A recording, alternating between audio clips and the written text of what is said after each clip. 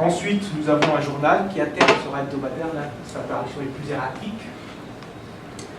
Et ce journal propose des sujets de fond, parfois d'une dizaine de pages, sur l'histoire, sur la politique, sur la géopolitique, sur l'astronomie, sur les sciences, etc. Nous avons enfin une newsletter qui renseigne périodiquement les gens qui le souhaitent sur les activités de l'Estrade. Enfin, l'Estrade fonctionne en réseau avec d'autres associations politiques, ou syndicales, ou culturelles, et nous organisons avec ces autres associations des ateliers de travail.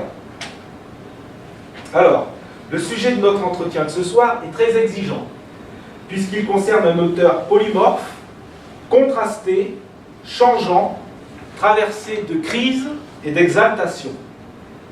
La saison et le lieu pour discourir sur Tolstoï semblent comme désignés par les muses. Comme on voit sur la branche au mois de mai la rose, en sa belle jeunesse, en sa première fleur, rendre le ciel jaloux de sa vive couleur.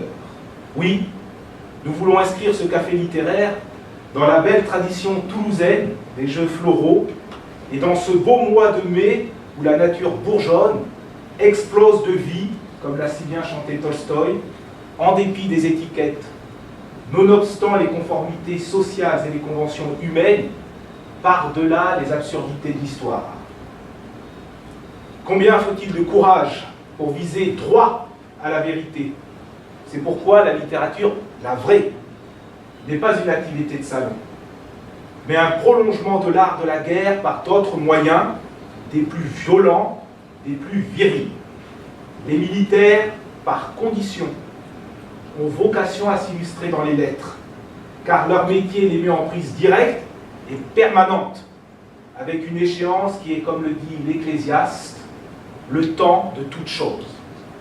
Socrate, La Rochefoucauld, Choderlos de Laclos, le divin Marquis et bien sûr Tolstoï se sont d'abord signalés par leurs exploits militaires. Pendant la guerre de Crimée, le commandant Tolstoï défend l'un des endroits les plus exposés, les plus dangereux de Sébastopol, ville assiégée. L'auteur de la guerre a malgré cela toujours célébré la vie, dans sa polysémie, dans sa clarté sombre.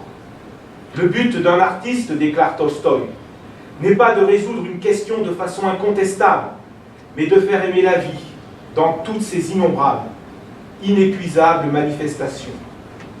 Et pourtant, son dernier écrit est sur le suicide, texte difficile, où il récuse les motifs allégués pour se rendre à cet acte.